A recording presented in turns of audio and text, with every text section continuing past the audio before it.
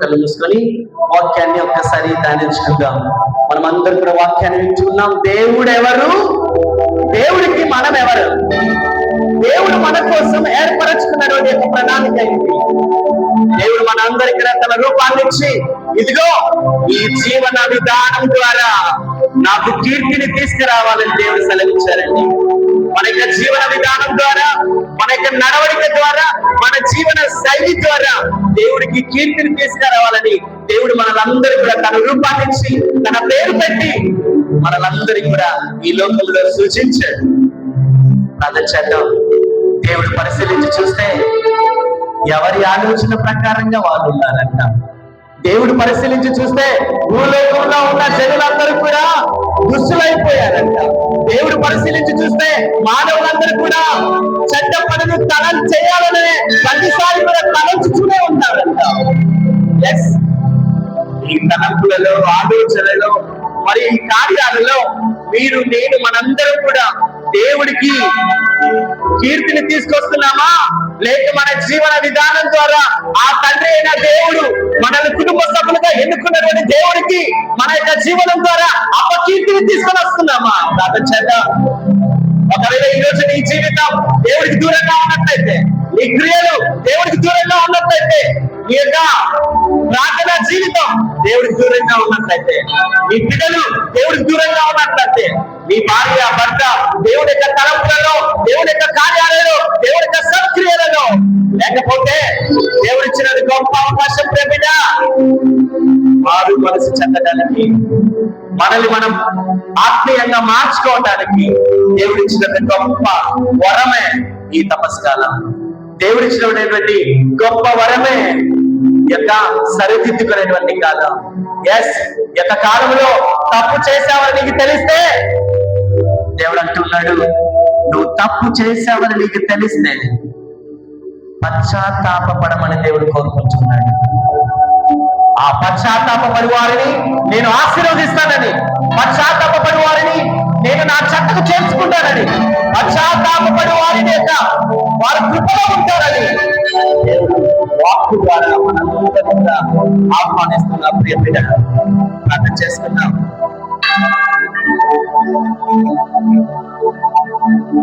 ప్రభువా, మరొకసారి వాక్యాన్ని వినబోతున్నానయ్యా. నా జీవితాన్ని నేను సవరించుకొని మంచి మనస్సు కలిగినటువంటి వాళ్ళగా, మంచి బిడ్డలుగా ఆశీర్వదించమని కోరుకుంటున్నానయ్యా. ప్రభు, నా మనసు మారాలని నేను కోరుకుంటున్నానయ్యా. మీ బిడ్డగా నేను నా యొక్క జీవితాన్ని మార్చుకునే విధంగా శక్తిని బలపడమని కోరుకుంటున్నాను. నీకే ఆరాధన, నీకే స్తుతి, నీకే మహిమ కలుగుగాక.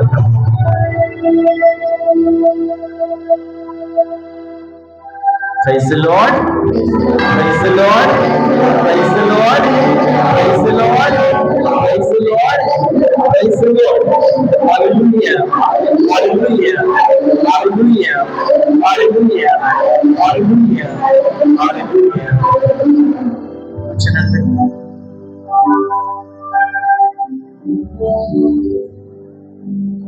ప్రియా సహోదరి సహోదరులారా,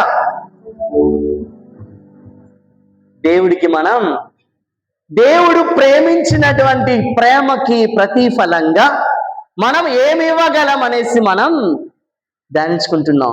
ఎందుకు దేవుడు ఇంతగా ప్రేమించినా ఈ మనుషులలో మార్పు లేదని మనం ధ్యానించుకుంటే, ఏం చేయాలని మనం అనుకుంటే దేవుడు అంటాడనమాట, నీకు దేవుడికి ఇష్టంగా, దేవుడికి నచ్చినట్టుగా మనం జీవించగలగాలి అంటే పవిత్రంగా, గౌరవనీయముగా, తండ్రిలాగా, ఉన్నతనంలో మనం బ్రతకాలి. ఆయనకి నచ్చినట్టుగా ఉండాలి అంటే ఒకటి చేయాలంట. ఏం చేయాలంట?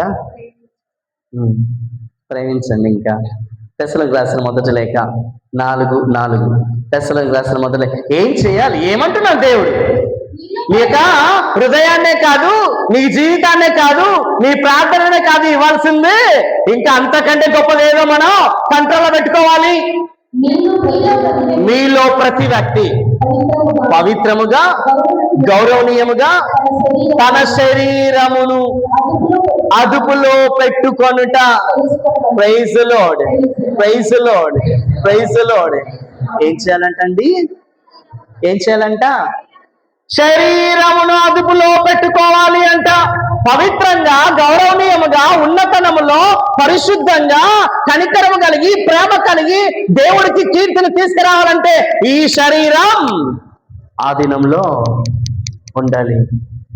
విరిగి నలిగిన హృదయము, పగిలిపోయిన హృదయము, మంచి హృదయం దేవుడికి ఇవ్వాలనుకుంటున్నాం కదా. ఈ హృదయాలు అప్పటి నుంచి ఇప్పటి వరకు మనం ఇస్తూనే ఉన్నాం. మారామా? లేదే. మారాలి అంటే ఏం చేయాలి? శరీరాన్ని అదుపులో. ఈ శరీరం ఆధీనంలో లేదు కాబట్టి ఆ రోజు ఆదాము అవ్వలకి ఏం కలిగింది? కోరిక కలిగింది. తినాలన్న కోరిక ఈ శరీరానికి పుట్టింది. ఈ శరీరం ఆధీనంలో లేదు కాబట్టి దావీదు మహారాజుకి బెర్షెబా మీద కోరిక పుట్టింది. ఈ శరీరం ఆధీనంలో లేదు కాబట్టి సొలొమోను అన్య దేవతల్ని ఆరాధించడం మొదలు పెట్టాడు. ఈ శరీరం అన్య దేవతల దగ్గరికి వెళ్ళింది. యొక్క శరీరం ఆధీనం లేదు కాబట్టి సొలొమోను దలీలా ప్రేమలో పడ్డాడు. ఈ శరీరం ఆధీనంలో లేదు కాబట్టి యూదా ఇస్కరియోతు డబ్బు మీద కోరిక పుట్టింది. శరీరాన్ని నువ్వు దేవుని బిడ్డగా ఉండాలి అంటే, పవిత్రంగా, పరిశుద్ధంగా, గౌరవనీయంగా ఆ దేవుడికి కీర్తిని నువ్వు తీసుకురావాలి అంటే, మనం తీసుకురావాలంటే ఏం చేయాలి? శరీరాన్ని అదుపులో.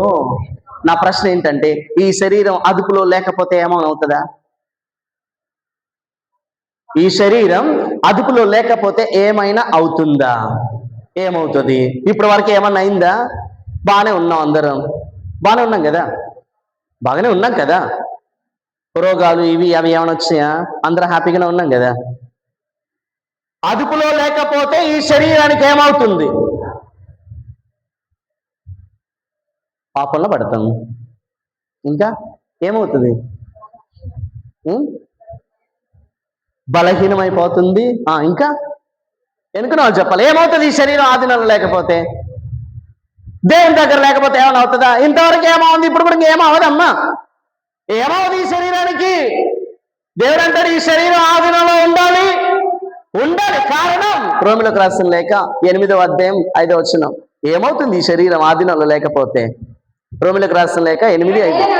ఏలాయనా శరీరమును అనుసరించి జీవించువాడు శరీరము ఏమి కోరునో వానికే తమ మనస్సులను అర్పింతురు. Praise lord, praise lord, praise lord.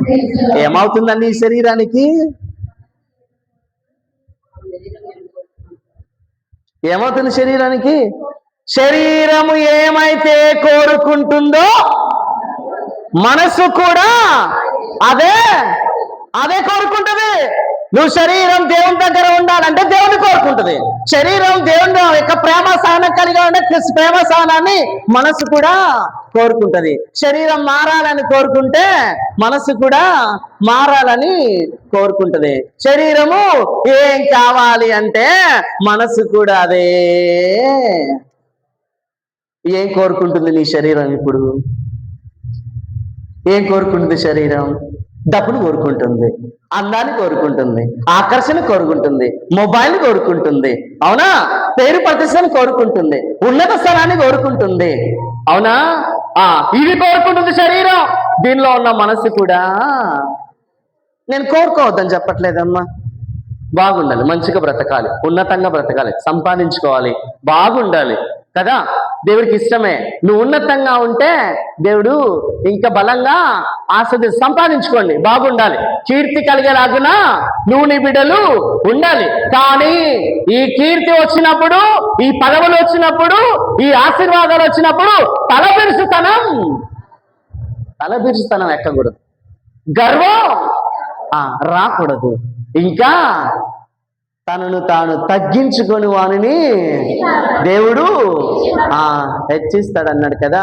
ఈరోజు శరీరం ఆధీనంలో ఉండాలి. కారణం ఏంటంటే నీ శరీరం ఏం కోరుకుంటుందో మనసు కూడా అక్కడికే. ఎంత బాగుంటావు తపస్కాలంలో. ఈ తపస్సు 40 రోజులలో ఎంత బాగుంటారమ్మా. బాగుంటారా? ఎంత చక్కగా ఉంటారు. అసలు నోట్లోని తిట్లు వస్తాయా? తిట్లు రావు. ఎంత జాగ్రత్త. ఒకవేళ తిట్లు వస్తున్నా అయ్యమ్మ తపస్కాలం అమ్మ మాట్లాడకూడదండి, అవునా. ఒకవేళ రోడ్డు మీద వెళ్ళిపోయేటప్పుడైనా సరే అటు ఇటు ఇటు అటు కుడి కన్నైనా ఎడమ కన్నైనా ఓకేనా, ఇటు అటు అదిరినా సరే కంట్రోల్లో. అయ్యో బాబాయ్ తపస్కాలంలో ఉన్నాం అనేసి మీ ఆయన ఎంత కంట్రోల్లో ఉంటాడో. నిజమేనా? నిజమే. 41వ రోజు ఉండడే. మేము ఇంటి దగ్గర ఆ కుళాయిలు వచ్చేటప్పుడు ఆ బిందెలు పెడతారు చూడు, ఏనా అక్కడ పెట్టినా సరే ఎంత చక్కగా మా పెద్దదే ఏదేలే పర్లేదు, నో ప్రాబ్లం. నేను పట్టి మరి పక్కన పెడతావు. ఈశ్వరు అయిన తర్వాత పెట్టమను, ఈశ్వరు పూజ అయిపోయిన తర్వాత పెట్టమని ఉంటుంది నీ అత్తయ్యకి. బిందె తంత అక్కడ పడుతుంది, అవునా. అంటే ఇన్ని రోజులు కంట్రోల్లో ఉన్న శరీరం ఆ రోజు కంట్రోల్లో ఉండదే. ఎందుకని? ఈ 40 రోజులు కంట్రోల్లో ఉన్న శరీరం, కంట్రోల్లో ఉన్న మనసు 41వ రోజు నుంచి కంట్రోల్లో ఉండింటే ఈ పాటికి తండ్రిలాగా మనం ఉండేవాళ్ళం కదా, కుటుంబ సభ్యులాగా మనం ఉండేవాళ్ళం. శరీరం ఏం కోరుకుంటుందో మనసు కూడా అదే కోరుకుంటుంది. అందుకే శరీరం కంట్రోల్లో ఉండాలి, అందుకే శరీరం ఆధీనంలో ఉండాలి, అందుకే ఈ శరీరం ప్రేమను కోరుకోవాలి, క్షమను కోరుకోవాలి, దయను కోరుకోవాలి, దేవుని యొక్క ఉన్నతనాన్ని కోరుకోవాలి. అప్పుడే ఈ మనసు కూడా దాన్నే కోరుకుంటుంది. లేదంటే ఆలోచన చూడండి, అక్కడ 8:6 శారీరక వాంఛలు మరణమునకు దారి తీస్తాయంట. చాలమ్మా. శారీరక వాంఛలు మరణానికి దారి, మరణించడం కాదు మనం దేవుడు సృష్టించింది. ఏమన్నాడు? ఆయన కోరిక ఏంటి? దేవుడు ఏమన్నాడు? తన బిడ్డల కోసం ఏం చేసుకున్నాడు? నీతిమంతులుగా చేయుటయే కాదు, 5వది ఆయన యొక్క మహిమలో పాలు పంచుకోవాలి. నిత్య జీవంలో మీరు నేను ఉండాలి. అందుకే ఏమన్నాడు? 10:10 యోహాను సువార్త 10:10 యోహాను సువార్త 10:10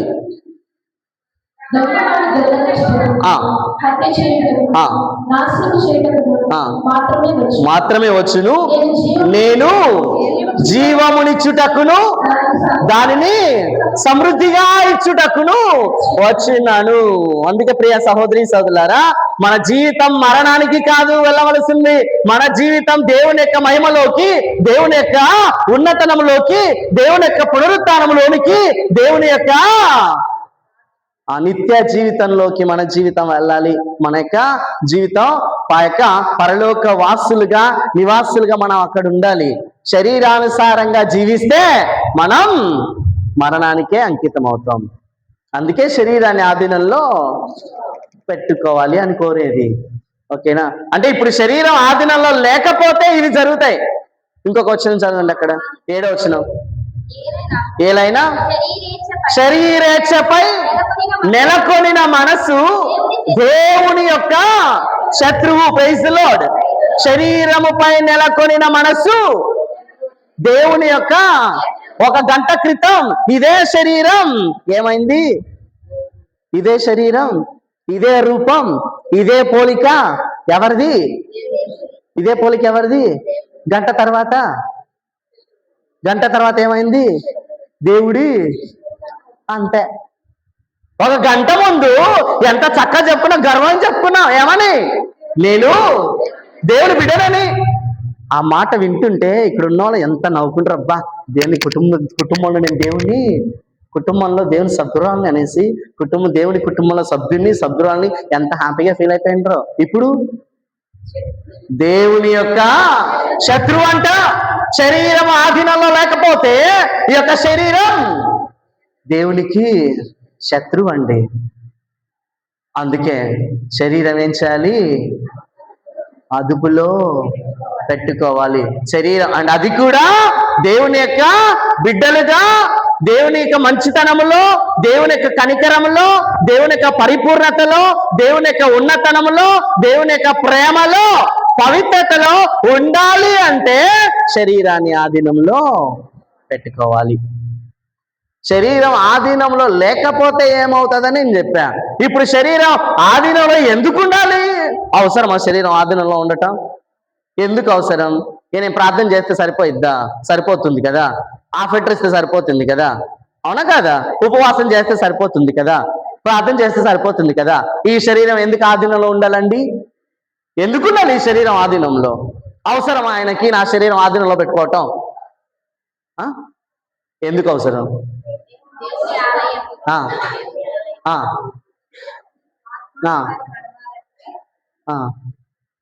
నడవండి, ఇంకా మేము నడుచుకుంటూ వెళ్ళండి, ఇంకా మేము కూడా వెళ్ళిపోతాం. Praise the Lord. శరీరం ఆధీనంలో ఉండాలి. కారణం కొరింథీయులకు రాసిన మొదటి లేఖ 6వ అధ్యాయం 15వ వచనం. ఎందుకు ఉండాలి ఈ శరీరం ఆధీనంలో? ఎందుకు ఈ శరీరం గౌరవంగా బ్రతకాలి? ఎందుకు ఈ శరీరం ఉన్నతంగా ఉండాలి? ఎందుకు ఈ శరీరం దేవునికి నచ్చినట్టుగా ఉండాలి? ఎందుకు ఈ శరీరం దేవుని యొక్క ఉన్నతనంలో ఉండాలి?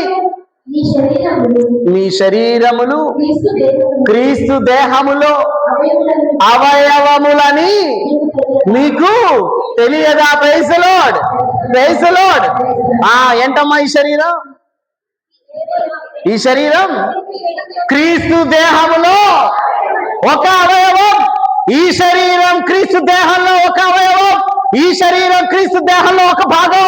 ఈ శరీరం క్రీస్తు దేహంలో అవయవాలు. ఒక్కొక్క బిడ్డ ఒక్కొక్క శరీర భాగాలు ఆయన యొక్క శరీరంలో ఉన్నటువంటి భాగాలు అన్నమాట. అలాంటప్పుడు ఈ శరీరం ఎలా ఉండాలి?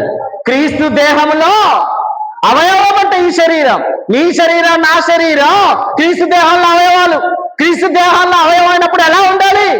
ఎలా ఉండాలి? పవిత్రంగా ఉండాలి. ఈ శరీరంతో ఏం చేస్తాం మనం?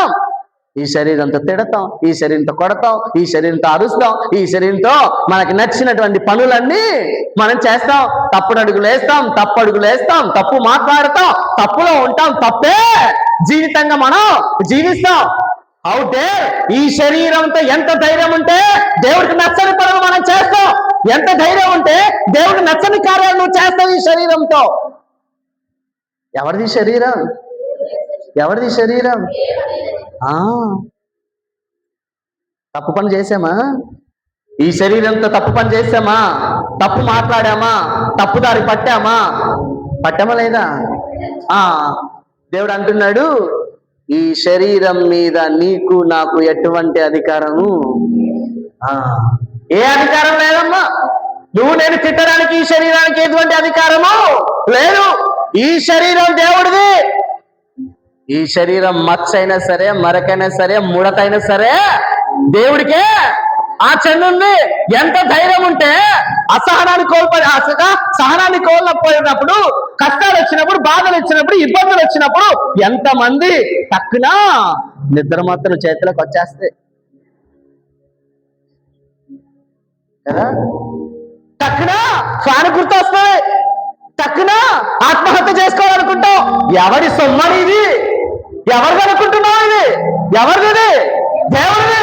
ఎంత ధైర్యం ఉంటే నీకు మనకందరికి కూడా ప్రపంచంలో దేవుడి రూపంలో సృష్టించబడినటువంటి మనిషికి ఇటువంటి కోరికలు వస్తాయి? ఎవరిది అనుకుంటున్నావు? ఈ శరీరం దేవుడిదే. ఈ శరీరం దేవుడిది అయినప్పుడు దేవుడిలాగా ఉండాలి. ఈ శరీరం దేవుడి యొక్క శరీరంలో అవయవం అన్నప్పుడు ఇది క్రీస్తు శరీరం. ఈ శరీరం ఎంత పవిత్రంగా ఉంచుకోవాలో ఇప్పుడు నీకు తెలియాలి. అవునా? అందుకే శరీరాన్ని ఆధీనంలో ఉంచుకోవాలి. కారణం, ఈ శరీరం ఏం కోరుకుంటుందో దేవుడిని కోరుకుంటే దేవుడి దగ్గరకే వెళ్తుంది. కాబట్టి ఈ శరీరం దేవుని యొక్క శరీరంలో అవయవం కాబట్టి 19వ వచనం అక్కడ, నీ శరీరము నీ యందు వసించు పవిత్ర ఆత్మకు ఆలయం. Praise the lord. ఎవరికమ్మా? ఈ శరీరం పరిశుద్ధాత్మకి ఆలయం అంట. చూడండి, ఈ శరీరం పరిశుద్ధాత్మకి ఆలయం. ఎలా ఉంది ఈ శరీరం? మరి ఈ ఆలయం ఎలా ఉంది? మన ఆలయాన్ని ఇంత చక్కగా పెట్టుకున్నామే, మంచిగా మంచి బాగా పెట్టుకున్నామే. మరి దీంట్లో పరిశుద్ధంగా ఉందా? దీంట్లో ఎవరున్నారమ్మా? ఏముంది ఇక్కడ? ఏదో మాట్లాడుకుని ఇంతకు ముందు. ఎవరున్నారు ఇక్కడ? యేసు ప్రభు యొక్క ఆత్మని ఇక్కడ తండ్రి అయిన దేవుడు ప్రవేశపెట్టారంట. ఆ ప్రవేశపెట్టడమే కాదు, తప్పు చేసినప్పుడు ఈ యొక్క ఆత్మ కూడా అబ్బా తండ్రి అని పిలుస్తుందంట. మరి ఎక్కడున్నాం మన? యేసు ప్రభు మనలో ఉన్నటువంటి యేసయ్య నువ్వు నేను తప్పు మాట్లాడినప్పుడు, తప్పు చేసినప్పుడు ఆ యొక్క యేసు ప్రభు మన తండ్రి దేవుడు అని పిలుస్తూ ఉన్నప్పుడు ఈ మనిషికి అర్థం మన పనిలోనే మనం ఉంటాం కానీ, మన పాప జీవితంలోనే మనం ఉంటాం కానీ, మన యొక్క ఇప్పుడు ప్రస్తుతం ఎలా ఉన్నామంటే ఈ శరీరం రోమిలకు రాసిన లేఖ చూడండి 7:14 వస్తుంది చూడు. రోమిలకు రాసిన లేఖ 7:14. కానీ నేను పాపమునకు బానిసగా అమ్మబడిన శరీర సంబంధిని కనుక ప్రైజ్ ది లార్డ్. ఏంటంటమ్మా? ఈ శరీరము పాపమునకు అమ్మబడిన భౌతిక దేహం అంట. ఎవరికి అమ్మబడ్డాం? ఎవరికి అమ్మడిపోయారా? అమ్మడిపోయామా లేదా? అమ్మడిపోయారా లేదా? చెప్పండి. మీరు నేను పాపానికి అమ్మడబోతేనే ఇదిగో వెల ఇచ్చి కొన్నాడమ్మైనా. ఈయన తన యొక్క రక్తాన్ని వెల ఇచ్చి కొన్నాడు పాపమునకు అమ్మడబోతే. చూడండి, శరీరము దేవుని యొక్క ఆలయం అండి. ఎంత చక్క పెట్టుకుంటున్నాం ఈ శరీరంలో. ఏమున్నాయి ఈ హృదయంలో? ఏమున్నాయి మీ హృదయంలో? హృదయం మంచిదేనా? హృదయం మంచిదేనా? హృదయానికి ఉన్నంత కపటము దేనికి దేనికి లేదంట. దీనికి ఉన్న రోగాన్ని ఎవరు కూడా సరిచేయలేరంట. ఇర్మియా గ్రంథము 17వ అధ్యాయం 9వ వచనం. ఇర్మియా గ్రంథం 17:9. హృదయము అన్నిటికంటేను మోసకరమైనది, దాని రోగము కుదర్చలేము. ప్రైజ్లోనా దానిని ఎవడు అర్థము చేసుకోగలడు? నరుని ప్రవర్తనను బట్టి వాని క్రియాఫలములు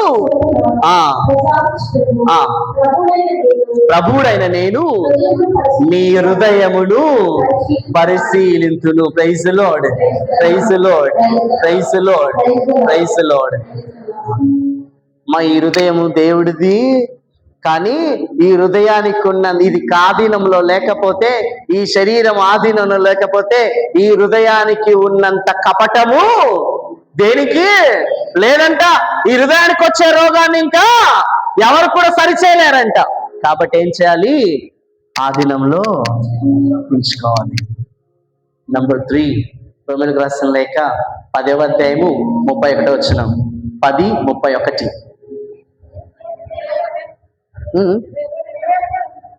మొదటి కొరింథీయులకు రాసిన లేఖ 10:31. నువ్వు తినినను త్రాగినను ఏమి చేసినను దానినంతటిని దేవుని మహిమ కొరకే చేయుము. Praise lord. ఏం చేయాలంటండి? ఏం చేసినా సరే దేవుని మహిమ కొరకే ఉండాలి. నువ్వు ప్రార్థన చేసినా, గుళ్ళో ఊడ్చినా, ఏం చేసినా, పాట పాడినా ఎవరి కోసమై ఉండాలి?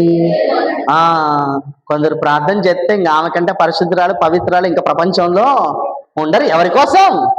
ఎవరి కోసం? నీకోసమా? అంటే కొందరికి మనం మెప్పు కోసం అని చేస్తామేమో. దేవుడు అంటాడు, నువ్వు ఏం చేసినా సరే, నీ ఇంట్లో పని చేసినా, గుళ్ళో పని చేసినా, ఎక్కడ సేవ చేసినా అది దేవుని యొక్క మహిమ కొరకే ఉండాలి. అంటే ఈ శరీరంతో చేసే ప్రతి పని కూడా అందుకే ఈ శరీరం ఆధీనంలో ఉంటే, అప్పుడు ఆధీనంలో పెట్టుకొని ఇంకా నీ హృదయాన్ని దేవునికి సమర్పించు. అప్పుడు నీ యొక్క శరీరాన్ని ఆధీనంలో పెట్టుకొని నీ మనస్సును ప్రార్థించు, నీ యొక్క మనస్సుతో ప్రార్థన చేయి. అప్పుడు అడుగుడి నీకు వసగబడును.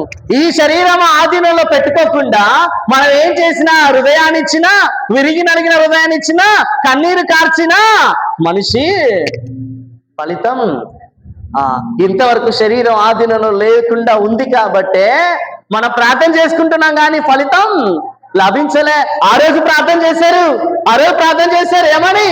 మోషే నిన్ను ప్రార్థించగా మన్నాడు కురిపించితివి, యెహోషువ ప్రార్థించగా సూర్య చంద్రుల నాపితివి. Praise lord, praise lord. సాధారణమైన మనుషులు ప్రార్థన చేస్తే మన్నాడు దేవుడు కురిపించాడు. యెహోషువ ప్రార్థన చేస్తే సూర్య చంద్రులు కూడా ఆపగలిగాడండి. అంత శక్తి ఎవరికి ఉంది? నీ తండ్రికి ఉంది, నీ దేవుడికి ఉంది. ప్రార్థించే శక్తి నీలో నాలో ఉన్నప్పుడు ఆకాశాన్ని భూమిని ఆపగలిగినటువంటి శక్తి నాలో ఉంది.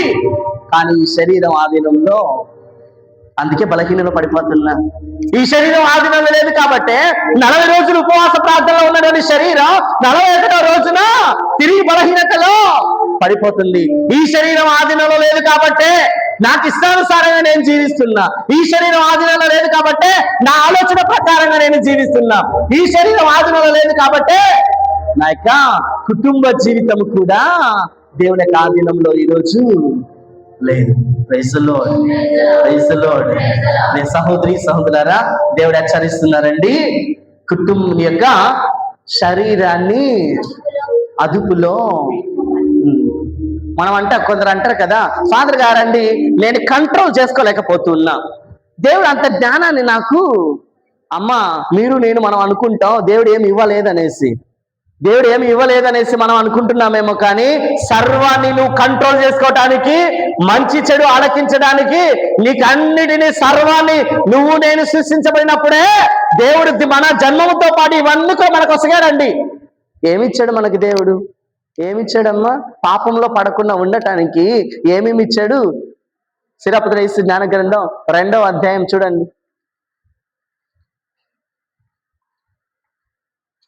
సిరాపతుల యేసు జ్ఞాన గ్రంథము 2వ అధ్యాయము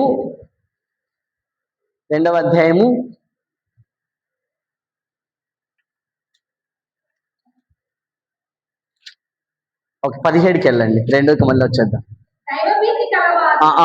17కి వెళ్ళి 7 నుంచి చదవండి, లేకపోతే 6 నుంచి చదివినా ఇంకా క్లియర్గా ఉంటుంది. 17:6 జాగ్రత్తగా వినాలి. ఏమేమి ఇచ్చారంట దేవుడు? మన శరీరాన్ని ఆధీనంలో పెట్టుకోవటానికి, మనం పాపంలో పడకుండా ఉండటానికి దేవుడు మరీ హెచ్చరించి మనుషులను పంపుతాడనమాట. ఇదిగో మీరు పాపంలో పడకుండా జాగ్రత్తగా ఉండయ్యా అనేసి, ఉండమ్మా అనేసి బిడ్డలని ఈ లోకంలో దేవుడు సృష్టించాడు. ఏమేమి ఇచ్చాడు దేవుడు? ఆయన నరులకు నాలుకలను, కన్నులు, చెవులు దయచేసెను. జాగ్రత్తగా వినాలి. ఆలోచించుటకు మనస్సునిచ్చెను, తెలివితేటలను, బుద్ధి వివరములను ప్రసాదించెను, మంచి చెడ్డలను ఎరుగు శక్తిని వసగెను, తాను చేసిన సృష్టి మహత్యమును గుర్తించుటకు వారి హృదయాలలో ఒక వెలుగు నిలిపెను, తాను చేసిన మహాకార్యములను గాంచి నరులెల్లా చేసెను. 11వ వచనం. ఆయన వారికి జ్ఞానమునొసగెను, జీవనదాయకమైన ధర్మశాస్త్రము దయచేసెను, నరులతో శాశ్వత ఒడంబడికను చేసుకొని తన తీర్పులను వారికి తెలియపరచును. 14వ వచనం. ఆయన నరులతో మీరెట్టి పాప కార్యములు చేయరాదని చెప్పి ప్రతి వానిని తనకు పొరుగు వానితో మెలగవలసిన తీరును వివరించను. ఏం కావాలి దేవుడి దగ్గర నుంచి మనం పాపంలో పడకుండా ఉండటానికి? నాలుకలు ఇచ్చాడంట, కళ్ళని ఇచ్చాడంట, తెలివిని ఇచ్చాడంట, బుద్ధిని ఇచ్చాడంట, జ్ఞానాన్ని ఇచ్చాడంట, దేవుడి మహత్యాన్ని తెలుసుకోవడానికి వెలుగునిచ్చాడంట, ధర్మశాస్త్రాన్ని ఇచ్చాడంట, ఒడంబడికం చేసుకున్నాడంట. ఇవన్నీ ఇచ్చేసి ఏం చెప్పాడమ్మా? చివర్లో ఏం చెప్పాడు ఆయన? ఏం చెప్పాడు? మీరు ఎట్టి పాప కార్యములు చేయరాదని పొరుగు వారినితో ఎలా మెలగాలో ఆయన చెప్పి ఇబ్రహీంపట్నంలో మనల్ని వదిలేశాడా? ఏమైంది బుద్ధికి? ఏమైంది జ్ఞానానికి? ఏమైంది ఈ తెలివికి? ఏమైంది ఈ మంచి చెడ్డలకి? అసలు నేను తప్పు చేసేటప్పుడు ఈ మనిషికి బుద్ధి జ్ఞానం మా ఇక గుర్తొస్తున్నాయా? తెలిసి చేస్తున్నామా, తెలియక చేస్తున్నామా? హలో, దేవుడు బుద్ధిని ఇచ్చాడే, జ్ఞానాన్ని ఇచ్చాడే, ఎక్కడికి పోయినాయి ఇవి? ఎక్కడికి పోయినాయి? అవి వార్నింగ్ చెప్తాయి ఆయన. అయ్యా అమ్మా, ఇదిగో పాపంలో పడకుండా జాగ్రత్తగా ఇరుగు పొరుగు వారితో బాగుండనేసి మనిషిని తన రూపంలో సృష్టించేసి వదిలేస్తే ఈ మనిషి బుద్ధిని, తెలివిని, జ్ఞానాన్ని దేనికోసం వాడుకుంటున్నాడు?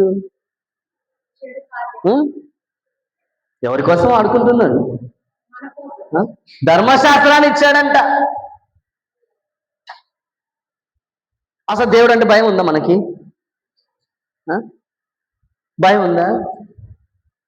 భయం ఉందా లేదా? లేదా? అంటే దేవుడు తెలివినిచ్చి, బుద్ధి ఇచ్చి, జ్ఞానం ఇచ్చి మంచిగా బ్రతకయ్యా, మంచిగా బ్రతకమ్మా, నీ శరీరాన్ని ఆధీనంలో పెట్టుకో, ఎందుకంటే నీ శరీరంలో నా కుమారుని ఆత్మ ఉంది, నీ శరీరం నా కుమారుని యొక్క శరీరంలో భాగము. నీ శరీరం తినినా త్రాగినా ఏం చేసినా సరే నా మహిమ కొరకై ఉండాలి. నువ్వు పాపంలో పడకుండా జాగ్రత్తగా ఉండు తల్లి, ఉండయ్యా అనేసి దేవుడు చెప్పి మనల్ని పంపించేస్తే, దేవుడంటే భయం లేకుండా, దైవ ప్రేమ లేకుండా, దైవ భయం లేకుండా, దైవ భీతి లేకుండా మన ఇష్టానుసారంగా మనం నిజమేనా? అంటే దైవ భయం లేదు. దైవ భయం, దేవుడు అంటే భయం ఉందా లేదా? బాగా చెప్పండి, దేవుడు అంటే భయం ఉందా లేదా? కరెక్ట్గా నేను ఇప్పుడు బైబిల్ నుంచి తీస్తా. దేవుడు అంటే భయం ఉందా లేదా? దేవుడు అంటే భయం ఉందా లేదా? ఉంది కదా, ఉంది కదా. ఒకసారి గట్టి చప్పట్లు కూడా ఉంది అన్నవాళ్ళు. ఓహో, అందరికి ఉంది కదా. నేను చప్పట్లు కొట్టలే. దైవ భయం, దైవ భీతి, దైవ ప్రేమ ఉన్న వాళ్ళు ఇప్పుడు ఎలా ఉంటారో చూపిస్తా. ఇప్పుడు ఇవి గినక మీలో ఉన్నాయి అనుకో, ఇదే కెమెరాతో ఫోటోలు తీద్దాం, ఫోటోలు తీసి రూమ్కి పంపిద్దాం. అంటే దైవ భీతి ఉన్న, దైవ భయం కలిగినటువంటి ఆదర్శ కథోలిక విశ్వాసులు అనేసి ఫోటో పెట్టేస్తాను. దైవ భీతి, దైవ ప్రేమ ఉన్న వాళ్ళు ఎలా ఉంటారండి? ఎలా ఉంటారు చూడండి ఒకసారి. ఇప్పుడు ఉంటుంది మీకు. 2వ అధ్యాయానికి వెళ్ళండి. శిలపత్ర జ్ఞాన గ్రంథము 2వ అధ్యాయం 15వ వచనం. ఎలా ఉంటారు వీళ్ళు? దైవ భయం ఉన్నవాళ్ళు. ఓకేనా? దైవ భయం ఉన్నవాళ్ళు. ఇప్పుడు అందరు చప్పట్లు కొట్టారా? ఎవరెవరైతే చప్పట్లు కొట్టారో వాళ్ళందరూ కూడా ఇవి ఉన్నాయో లేదో తెలుసుకోవాలి. ఇవి ఇప్పుడు లేకపోతే ఉంటుంది మీకు భజన. రెడీ, చదవండి. దైవ భీతి కలవారు ప్రభుని ఆజ్ఞలను ఉల్లంఘించరు. నంబర్ 1. నంబర్ 2, దైవ ప్రేమ కలవారు ప్రభు మార్గములను విడనాడరు.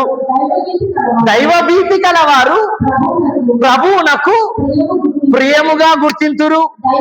దైవ ప్రేమ కలవారు ధర్మశాస్త్రమునకు బద్దులగుదురు. దైవ భీతి కలవారు దేవుని సేవింతురు. దేవుని సేవించడానికి సిద్ధంగా ఉంటారు. దేవుని ఎదుట వినయ విధేయతలు కలిగి ప్రదర్శింతురు. Praise the lord, praise the lord, praise the lord. దైవ భయం ఉన్న వాళ్ళు గట్టిగా చప్పట్లు కొట్టాలి. హలో హలో, ఎవరు కొట్టరేటి? దైవ భయం ఉన్న వాళ్ళకి ఏమి ఉండాలంట?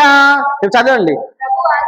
ప్రభు ఆజ్ఞను ఉల్లంఘించారంట, ప్రభు మార్గముని విడనాడరంట, ధర్మశాస్త్రాన్ని బద్దులై ఉంటారంట, ప్రభువునకు ప్రియమైన బిడ్డలుగా ఉంటారంట, దేవుని సేవకు సిద్ధంగా ఉంటారంట, ఫైనల్ గా వినయ విధేయతలు కలిగి ఉంటారంట. ఎవరంట? ఇబ్రహీం పట్టణంలో సప్పట్టు కొట్టిన వాళ్ళంట.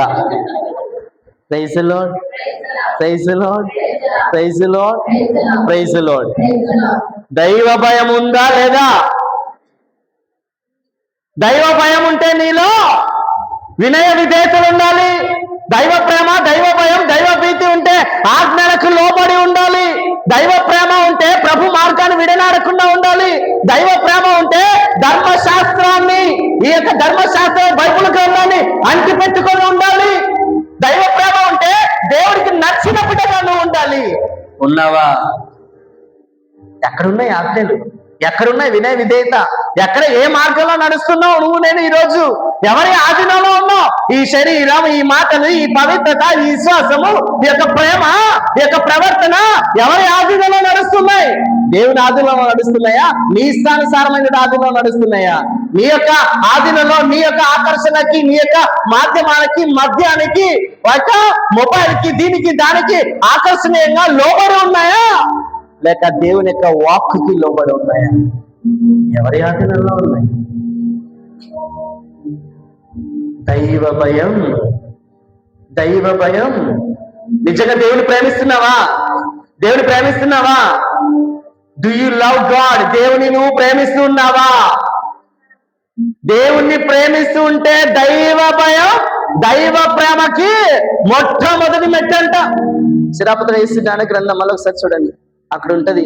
దేవుడు అంటాడు, నువ్వు దేవుణ్ణి ప్రేమిస్తూ ఉంటే ఆ ప్రేమకి మొదటి మెట్టు దైవ భయం నీలో ఉంది అంటే నువ్వు నన్ను ప్రేమిస్తున్నావని అర్థం. సిరాపతుల యేసు జ్ఞాన గ్రంథం 25వ అధ్యాయము 10వ వచనం నుంచి, విజ్ఞానమును అర్జించిన మహానుభావుడు కానీ వీరందరికంటే గనుడు దైవ భీతి కలవాడు. Praise the lord. ఎవరంటమ్మా? నీకు ఆస్తి పాస్తులు కాదు, కోర్టు కాదు నీకు ఉండాల్సిందే. వీళ్ళందరికంటే మహాగణుడు ఎవడు అంటే దైవ భీతి కలవాడు, విజ్ఞానం కలవాడు కాదు. దైవ విజ్ఞానానికంటే, కోట్ల కంటే, లక్షల కంటే దైవ భీతి కలవాడు ఎవడు? గొప్పవాడు దేవుని దృష్టిలో. ఇంకా చూడండి అక్కడ చదువు, దైవ భీతికి మించిన భాగ్యము లేదు దైవ భయము గల నరుడికి. తుల్యుడు అంటే సమానుడు ఎవడు లేడు. దైవ భీతి దైవ ప్రేమకు మొదటి మెట్టు. విశ్వాసము వలన నరుడు భగవంతుణ్ణి, ప్రైజ్ ది లార్డ్, దైవ భీతి దైవ ప్రేమకి. నువ్వు దేవుని ప్రేమిస్తున్నావు అంటే దానికి చిహ్నం ఏంటో తెలుసా? దైవ భీతి. నువ్వు దేవుని ప్రేమిస్తున్నావని తెలియపరచాలంటే నీలో ఏముండాలి? దైవ భయం ఉండాలి, దైవ భీతి ఉండాలి. ఈ దైవ భయం లేకపోతే నేను అబద్ధం ఆడుతున్నట్టమని లెక్క. దేవుని ప్రేమిస్తున్నావా? దేవుని ప్రేమిస్తున్నావా? పేతురు గారు 3 సార్లు అడుగుతారు. చివరికి పేతురు గారు ఏమంటారు? ప్రభువా అంతా నీకు తెలుసు కదా. ఎంత చక్కగా అంటున్నారో మీరు కూడా. అంతా మీకు తెలుసు కదా, ఆయనకు తెలుసు కాబట్టి మళ్ళీ అడుగుతున్నాను అనమాట, నువ్వు నన్ను ప్రేమిస్తున్నావా అని. దేవుని నువ్వు ప్రేమిస్తున్నావంటే నీలో ఏముండాలి? దైవ భయం దైవ భీతి ఉండాలి. దైవ భీతి దైవ ప్రేమకి మొదటి మెట్టు. ఉందా? దైవ భయం ఉందా లేదా?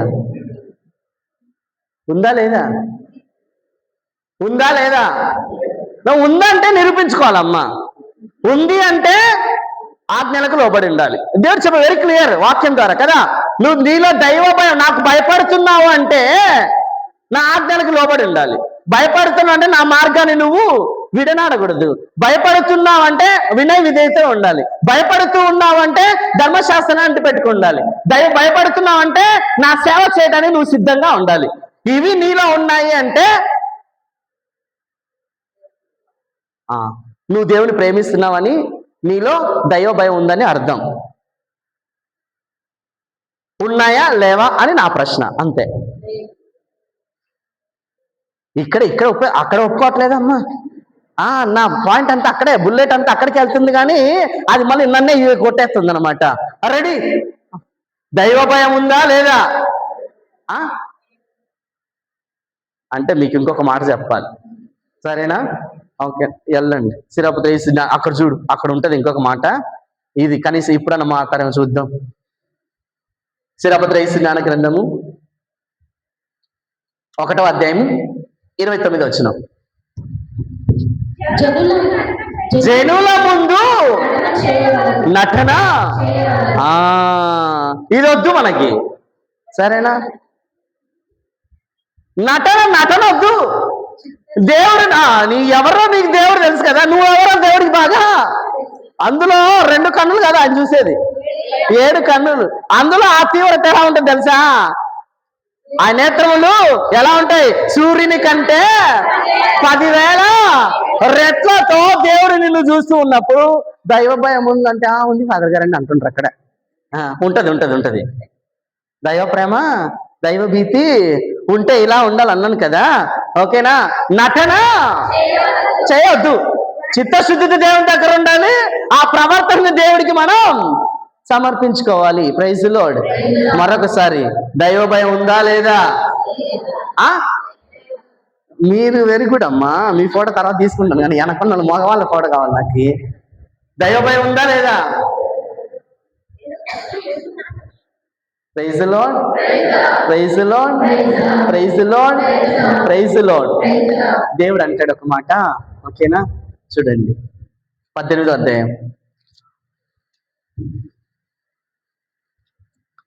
అధ్యాయం 21వ వచనం. వ్యాధిను శిక్షకు గురి కాకముందే వినయమును ప్రదర్శింపుడు. జాగ్రత్తగా ఉండాలి ఈ పాట. నెక్స్ట్, తప్పు చేసినప్పుడు పశ్చాత్తాప పడుము. 17 పైకి వెళ్ళండి, 17:24. 17:17-24. కానీ ఆయన పశ్చాత్తాపడు వారిని తన చెంతకు చేర్చుకొనును, నిరాశ చెందు వారిని ఆశ. ప్రియ సహోదరి సహోదరులారా, ఫాదర్ గారు అన్నారు కదా పశ్చాత్తాపం గురించి. ఇదిగో, ఈ శరీరం ఆధీనంలో లేకపోతే, దైవ భీతి దైవ భయం మీలో లేకపోతే, ఈ శరీరానుసారంగా మనం జీవిస్తూ ఉన్నట్లయితే, తప్పు చేశావని నీకు తెలిస్తే ఏమంటున్నాడు? పశ్చాత్తాప పడు వారిని నా చెంతకు నేను చేర్చుకుంటా. ఓకేనా? నా చెంతకు నేను చేర్చుకొని వారికి ఏం చేస్తా? నిరాశ చెందకుండా నేను ఆశని కల్పిస్తానంట. Praise lord. తప్పు చేశారా? ఇప్పుడు మాత్రం తలలన్నీ ఊగుతున్నాయి. Praise lord. గుడ్. తప్పు చేశామా? తప్పు చేసినప్పుడు పశ్చాత్తాప పడాలి. నేను చెప్తా, పశ్చాత్తాపడితే నీకే వరాలు ఉంటాయి, పశ్చాత్తాప పడకపోతే ఎలా ఉంటావని ప్లస్ మైనస్ 2 చెప్తాను అనమాట. అంటే నీ శరీరాన్ని ఆధీనంలో పెట్టుకొని దైవ భీతి దైవ భయం కలిగి జీవించగలిగితే దేవుడిచ్చే వరాలు ఏంటి? దేవుని యొక్క వరాలు ఎలా ఉంటాయి అనేసి నేను చెప్తాను అనమాట. లేదంటే ఇంకా ఆయన ప్రవర్తన ఎలా ఉంటుంది? దేవుడు కోపపడతాడని నేను చెప్పడు, కానీ దేవుని యొక్క ప్రవర్తన డిఫరెంట్గా ఉంటుంది బైబిల్లో. ఒక విధంగా మనం చూస్తే ఆయన మనల్ని చూసి నవ్వుతారంట. దేవుడు మనల్ని చూసి నవ్వుతారంట. చూసారు ఎప్పుడైనా దేవుడు నవ్వటం చూసారా? దేవుడు నవ్వడం బైబిల్లో ఉంటది. దేవుడు నవ్వుతారంట మనల్ని చూసి. మన సంతోషాన్ని చూసి నవ్వేది కాదు. ఆయన మీ జీవితంలో ఎదురయ్యే విపత్తులను చూసి నవ్వుతారంట. అది ఇంకా చూడండి, మన ఇరుగు పొరుగు వారి గురించి మనం నవ్వుకొని ఉంటామేమో. మన బాధలు కష్టాలు వచ్చినప్పుడు చెప్తుంటాం కదా, వాళ్ళకి జరగాల్సిందే. నేను చెప్పిన మా ఆయన నా మాట వినలేదు కాబట్టి పొలాన్ని గట్టి మీదకి వెళ్ళినప్పుడు కింద నేను చెప్పాల్సింది ఏం జరుగుతుందో నేను చెప్పాల్సింది నేను చేయాల్సింది, లేకపోతే నేను చెప్పిందే జరిగిందనేసి మనం అంటుంటాం కదా. నేను నవ్వుకొని ఉంటామేమో. చివరికి మనం ఆయన అధీనంలో లేకపోతే నీ కన్నీటిని చూసి కూడా ఆయన నవ్వుతాడంట. అంటే మనుషులే ఇంత ఉంటే ఆయన ఎత్తుకు పైకెత్తేసే దేవుడు ఇంకా ఎలా ఉండాలి? అవునా? నీకే ఇన్ని ఆలోచనలు ఉన్నాయని నువ్వు అనుకుంటే మనిషి ఇంత పాపము లేదన్న భ్రమలో జీవిస్తున్నాడు అనమాట. ఫాదర్ గారండి, మా ఆయన జోబులో నుంచి 500 ఉదయం ఇచ్చి అదే 500 సాయంత్రం తీసేసుకున్నానండి.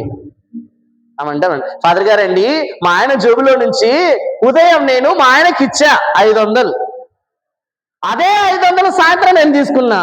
ఇది కూడా తప్పేనా అండి? తప్పేనా?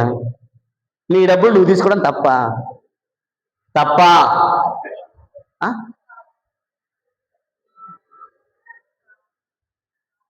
కాదు కదా? కాదు. అందుకే 500 తీసేసుకున్నావు. అంటే ఇది కూడా పాపము కాదులే అనే భ్రమలో ఒకడు అంటాడు అనమాట. ఓకేనా? పూజకి వెళ్ళిపోతూ ఉన్నప్పుడు ఆడు ఒక ప్లేస్లో కూర్చుని చెట్టు కింద కూర్చుని, ఏంట్రా నువ్వు ఉదయం పూజకి రాలే అంటే, ఫాదర్ గారిని సాయంత్రం పూజకి వస్తాను, సాయంత్రం పూజ ఉంది కదా. మళ్ళీ నేను అలాగే సాయంత్రం మళ్ళీ అదే రోడ్డు మీద నేను తిరిగి వచ్చేటప్పుడు ఓకే వాడు కర్మగారు వాడు అక్కడే కూర్చున్నాడు, వాడు ఫ్రెండ్స్ అదే రూట్లో నేను వచ్చా. వచ్చిన తర్వాత ఫుల్గా ఉన్నారు వాళ్ళు. ఓకేనా, బండి ఆపిన తర్వాతనే ఆశ్చర్యం వేసిన వాళ్ళ దగ్గర అలా. ఓకే, వాళ్ళు చూస్తున్నారు. వాడు అంటాడు అనమాట, ఓకే, వాడు అక్కడ ఏంట్రా ఏం పండురా ఇది అని అంటేనే, ఫాదర్ గారండి. ఏంటి వాడు అంటాడనమాట, ఏంట్రా గుడికి వస్తానన్నావు నువ్వు రాలేదు అంటే, ఫాదర్ వీడి బర్త్డే కోసమని నేను వచ్చా, నాకు వద్దన్న వీడు అని 4-3 గ్లాసులు ఉన్నాయి అక్కడే. వీడు వద్దన్న నాకు పోసాడు ఫాదర్ గారండి. వాడు అంటాడనమాట, ఫాదర్ అండి బర్త్డే రోజు నా ఫ్రెండ్ కోసం తాగడం తప్ప? చెప్పండి, తప్ప?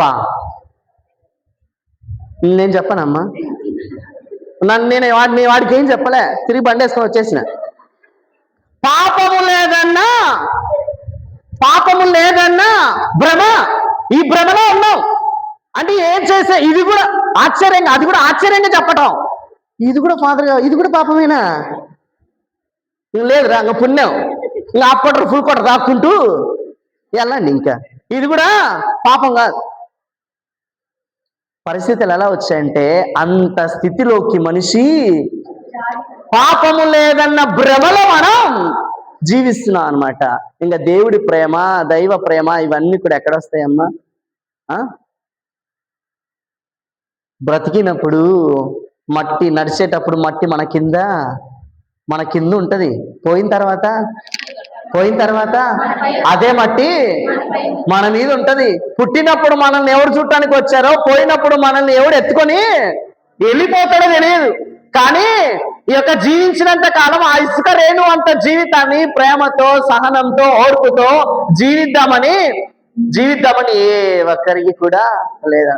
ఈ యొక్క జీవితాన్ని మనం కోపంతో, పగతో, దేశంతో, అసూయతో ఇలా జీవించుకుంటూ దేవుడికి దూరమై, రక్త సంబంధికులకు దూరమై, మరియు భార్య భర్తకి దూరమై, భర్త భార్యకి దూరమై, ఇద్దరు గొడవపడి కుటుంబ శాంతి సమాధానాలను కోల్పోయి ఇలాగా జీవిస్తున్నామే. కానీ ఆయన పడినటువంటి వేదనకి, శ్రమకి, కష్టానికి, బాధకి ఆయనలో ప్రేమను మనం చూడకుండా మన ఇష్టానుసారంగా మనం జీవిస్తూనే, అందుకే ఆయనకు నచ్చిన పని ఏంటంటే, నెంబర్ 1 శరీరాన్ని ఆధీనంలో పెట్టుకోవటం, నెంబర్ 2 దైవ భీతిని కలిగి ఉండటం, నెంబర్ 3 కుటుంబాన్ని ఆధీనంలో పెట్టుకోవటం, నెంబర్ 3 కుటుంబం ఈ శరీరం నీ వ్యక్తిగత జీవితమే కాదు, నీకు దైవ భక్తి, దైవ భీతే కాదు, నీ కుటుంబం కూడా దేవుని యొక్క ఆధీనంలో ఉండాలి. భార్య, భర్త, పిల్లలు ఎవరి ఆధీనంలో ఉండాలి? దేవుని ఆధీనంలో ఉండాలి.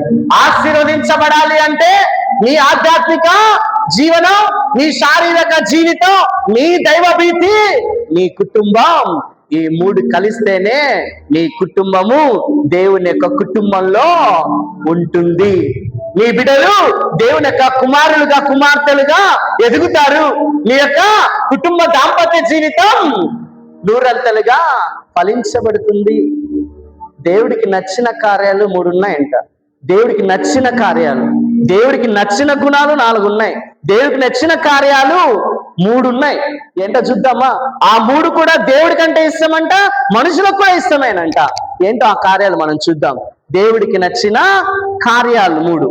సిరపద యేసు జ్ఞాన గ్రంథం 25వ అధ్యాయం 1వ వచనం. దేవుడికి నచ్చిన 3 కార్యాలు నాకు ఇష్టం.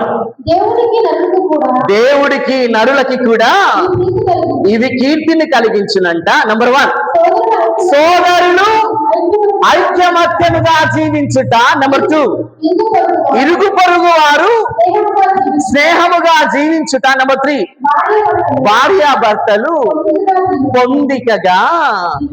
ఇవి దేవుడికి 3 చాలా ఇష్టం అంట. ఎవరికి? ఏ కార్యాలమ్మా? దేవుడికి, నరులకి. మీకు ఇష్టమేనా? హలో, మీకు ఇష్టమేనా? దేవుడే చెప్తున్నాడు అక్కడ, మనుషులకి నాకు ఇద్దరికి ఇష్టమే 3 కార్యాలు. ఏంటి? సోదరులు ఐక్యమత్యంగా ఉండుట, ఇరుగు పొరుగు వారు స్నేహంగా ఉండుట, భార్యాభర్త పొందికగా. మొదటిది సోదరులు ఉన్నారా? ఉన్నారా? ఉన్నారా లేరా? ఉన్నారా? ఉన్నారా? ఉన్నారా? అన్నదమ్ములు ఐకమత్యంగా ఉన్నారా? సోదరులు ఐకమత్యంగా ఉన్నారా? ఇక్కడ ఉన్నారంట. ఓకేనా? 10 లక్షలు ఖర్చు అయినా సరే నేనే పెట్టుకుంటాను, ఇలా బొమ్మలు తీసుకుని వచ్చేసి ఇక్కడ నుంచి విజయవాడకి మధ్యలో పెడదాం. సోదర ప్రేమ, అయ్యో ఎంత ప్రేమ! అన్న అంటే, వదిన అంటే, బావ అంటే, మరదలు అంటే, రక్త సంబంధికులు అంటే. అవునా? అవునా? ఎంతమంది కూడా అన్నదమ్ములు గొడవ పడట్లేదు ఈరోజు? ఎంతమంది తల్లిదండ్రుల విషయమై గొడవ పడట్లేదు? ఒక్కోసారి గొడవ పడితే వాళ్ళ బాబాయ్ ఇంటికి పంపించినటువంటి తల్లిదండ్రులు ఉన్నారు. చెప్పరు ఇలాగా. అలా అక్కడ పక్కిల్లు వల్ల సొంత తమ్ముడిదైనా సరే, సొంత మరిదిదైనా సరే అక్కడ అడుగు పెడుతూ ఉంటే, ఒరే అక్కడ అడుగు పెట్టద్దయ్యా, మీ బాబాయి మంచోడు కాదు, మీ అత్తయ్య మంచిది కాదయ్యా, అక్కడికి మనం వెళ్ళకూడదనేసి ఎంతమంది తల్లిదండ్రులు చెప్పే తల్లిదండ్రులు ఉన్నారమ్మా? ఉన్నారా? ఉన్నారు. అన్నదమ్ములు ఐకమత్యంలో ఉండడం దేవుడికి ఇష్టం. ఇరుగు పొరుగు వారు స్నేహంగా ఉండటం దేవుడికి ఇష్టం. భార్యాభర్త పొందికగా ఉండాలంట. ఎంతమంది నిజంగా భార్యాభర్తలు పొందికగా ఉన్నారండి? ఎంతమంది భార్యాభర్తలు ఇద్దరు అర్థం చేసుకుంటారు? ఎంతమంది భార్యాభర్తలు ఇద్దరు పొందికగా జీవిస్తూ, భార్యని క్షమిస్తూ, భర్తని క్షమిస్తూ, తప్పు చేసినా ఒప్పు చేసినా ఇదిగో మనం ప్రమాణాలు చేశాం. ఏం ప్రమాణాలు చేశారు?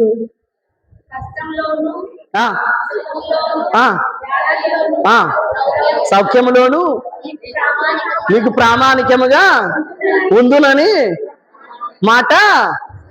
ఏమైనా ఆ మాటకి తర్వాత ఆ పెళ్లి రోజు ఎంత చక్క చెప్తారో ఇద్దరు.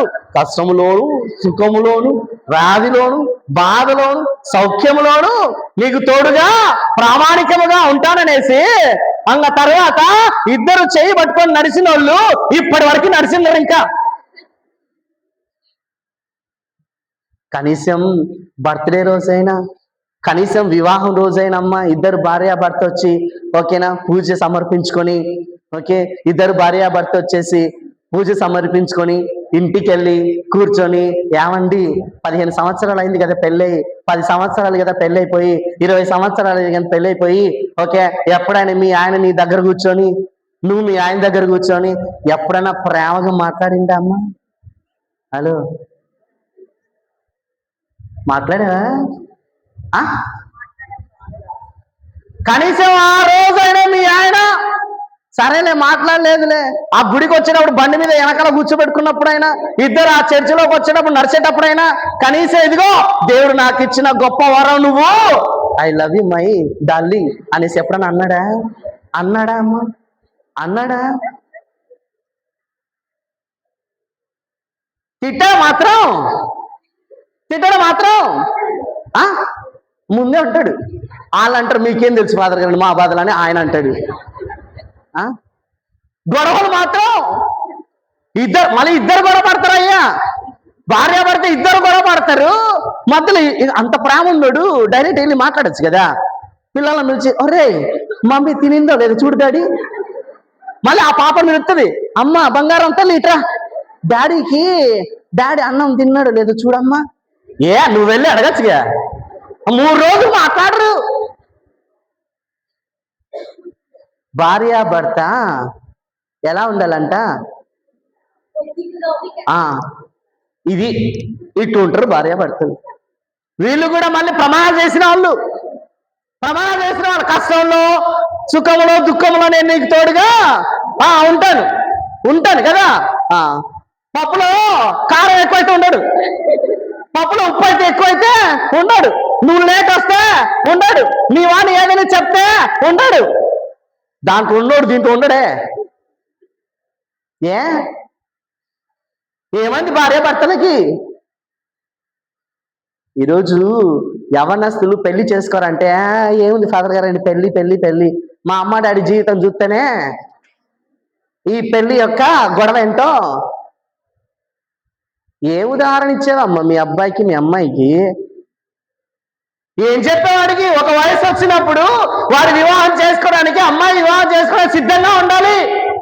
ఇదిగో మా అమ్మ నాన్న జీవించినట్టుగా నేను కూడా వివాహ జీవితం జీవించి, మంచి కుటుంబ దాంపత్య జీవితం జీవించి, కథోలిక కుటుంబంగా జీవించగలగాలి అనేసి వాడికి ఆ కోరిక రావట్లేదే, వయసు మళ్ళిన కూడా. కారణం ఏంటి? వాడిని అడిగితే ఒకే ఒక మాట అంటాడు, ఇదే మాట అంటాడు, నా ముందరే మా మమ్మీ డాడీ గొడవ పడుతుంటారు. ప్లీజ్ ఆ గొడవ లేదో వాడిని స్కూల్కి పంపించేసి, ఓకేనా, వాడి కాలేజీకి పంపించేసి, ఓకే, కర్రలతో కొట్టుకుంటారు, ఓకేనా, కత్తులతో కొట్టుకుంటారు ఇద్దరు భార్య భర్తలు, లేకపోతే ఆ స్పూన్లతో కొట్టుకుంటారు. మీ ఇష్టం వచ్చినా చేయండి. పిల్లల ముందర కొంచెం జాగ్రత్తగా ఉండాలి. భార్యాభర్త పొందికగా జీవించాలి. అంతేకాదు పూర్ణ ఆరాధించే కుటుంబంలాగా భార్యాభర్త ఉండాలి. మీ కుటుంబ ప్రార్థన జరగాలి, కుటుంబంలో జపమాల జరగాలి, కుటుంబంలో బిడ్డలను కూర్చోబెట్టుకుని ప్రార్థన జరగాలి. జరుగుతుందా? కుటుంబ ప్రార్థన జరుగుతుందమ్మా? జపమాల జరుగుతుందా? వారు వెళ్ళిపోయేటప్పుడు, స్కూల్కి వెళ్ళేటప్పుడు, కాలేజ్కి వెళ్ళేటప్పుడు, పరీక్షలకు వెళ్ళిపోయేటప్పుడు, అయ్యా అమ్మ ఇదిగో మరి తల్లిని దర్శించుకుని వెళ్ళమ్మా, అది ఒక మంగళవార్త చెప్పని చెప్పుకొని వెళ్ళు, ఏసై పరలోకి చెప్పని చెప్పుకొని వెళ్ళు, పితాపుత్ర వేసుకొని వెళ్ళు అనేసి నువ్వు నీ బిడ్డకి పితాపుత్ర నొసల మీద పితాపుత్ర వేసి కుటుంబంలో పంపిస్తావా? పంపిస్తారా? పంపించరా? 100 రూపాయలు ఇచ్చి మాత్రం జోబులు పెడతాం, మరి బజ్జీలు తిన్నైనా అనేసి. ఏ పితాపుత్ర ఏవే? హలో, కుటుంబాలు ఇప్పుడు ఇలా ఉంటే మీ కుటుంబం ఎలా ఆశీర్వదించబడుతుంది చెప్పండి? ఆశీర్వదించబడుతుందా? దేవుడికి నచ్చిన కార్యాలలో మనం లేము, శరీరాన్ని ఆధీనం పెట్టుకోవటంలో మనం లేము, దేవుని యొక్క బిడ్డలుగా మనం లేము, అంతా వ్యర్థమే. అవునా? అందుకే దేవుడు ఏమన్నాడు? నీ వల్ల నాకు ప్రయోజనం ఏం చేద్దాం చెప్పండి, మీరు చెప్పండి. ఇంకా ప్రయోజనం ఏముందో నేను చెప్తా. Praise the lord, praise the lord, praise the lord. Hallelujah, hallelujah, hallelujah, hallelujah, hallelujah. యేసు వందనం, యేసు స్తోత్రం, యేసు ఆరాధన, యేసు మహిమ. తండ్రి వందనం, తండ్రి స్తోత్రం, తండ్రి ఆరాధన, తండ్రి మహిమ. ఆత్మదేవ వందనం, ఆత్మదేవ స్తోత్రం, ఆత్మదేవ ఆరాధన, ఆత్మదేవ మహిమ. హల్లెలూయా, హల్లెలూయా, హల్లెలూయా, హల్లెలూయా. ప్రియా సహోదరి సహోదరులారా, రీక్యాప్. ఇప్పుడు మనమంతా ఒక 2 గంటల సేపు ఏం మాట్లాడుకున్నామో మనం అందరం కూడా ఇప్పుడు మీరు చెప్తే నేను వింటా, సరేనా? ఏమాట్లాడుకున్నాం? దేవుడెవరు? గట్టిగా.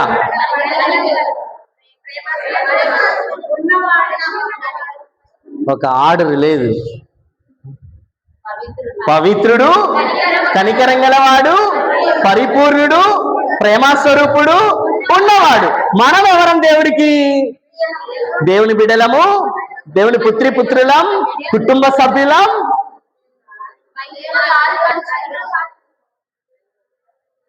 నాలుగోది అస్సలైంది మర్చిపోతుండ్రు, కుమారుని యొక్క ఆత్మ మనలో పెట్టబడినటువంటి వాళ్ళని, దేవుని మహిమలో పాలు పంచుకునే వాళ్ళమి.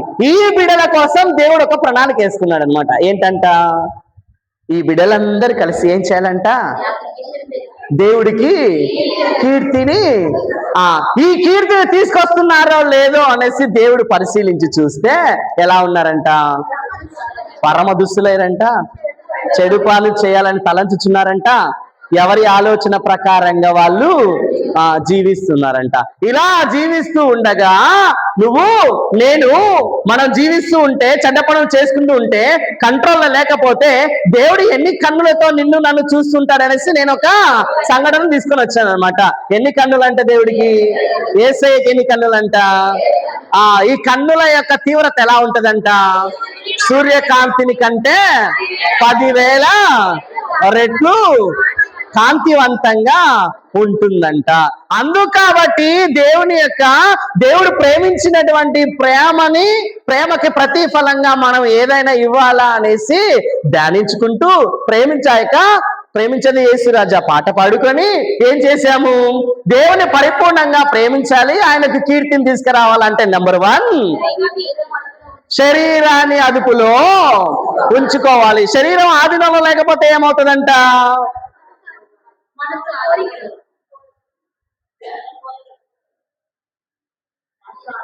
మీరు మర్చిపోయారంటే అంత ఈజీగా నమ్మేవాడిని అసలు నేను కాదు.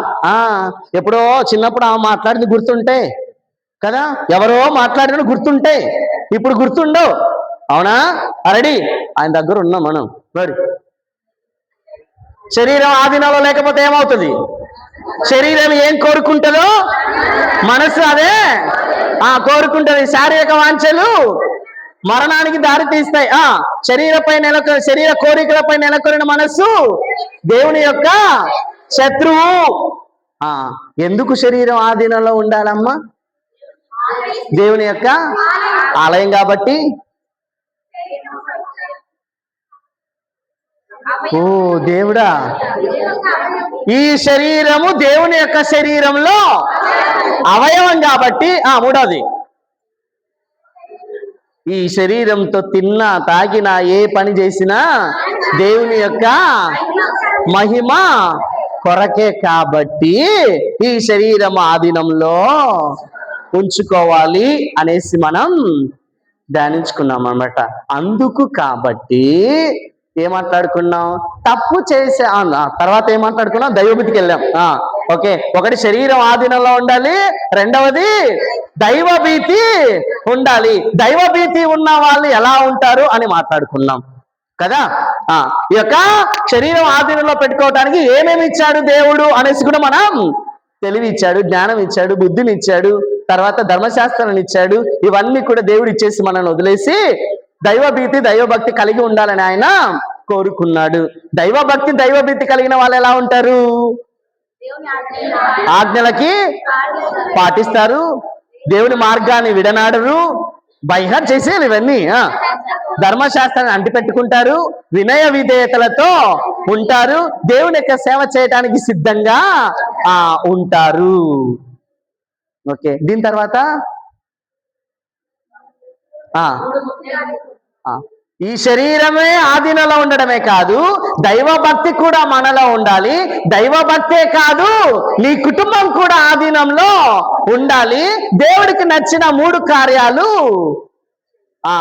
దేవుడికే కాదు మనుషులకు కూడా 3 కార్యాలంటే చాలా ఇష్టము అని మాట్లాడుకున్నాం. నంబర్ 1 సోదరులు ఐకమత్యంగా ఉండటం. నంబర్ 2 ఇరుగు పొరుగు వారితో స్నేహంగా ఉండటం. నంబర్ 3 భార్యాభర్తలు పొందికగా ఉండటం. ఇది మనం మాట్లాడుకుంది.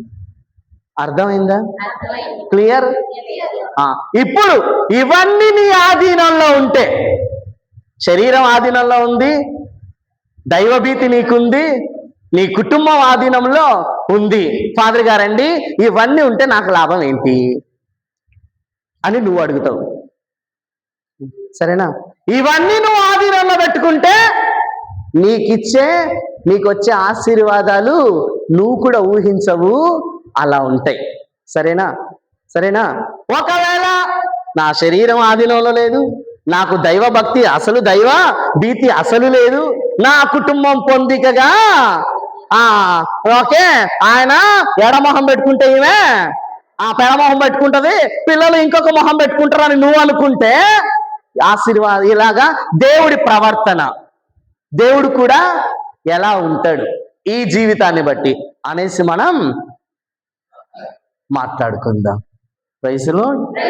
హల్లెలూయా, హల్లెలూయా, హల్లెలూయా. Very good. చిన్న బ్రేక్.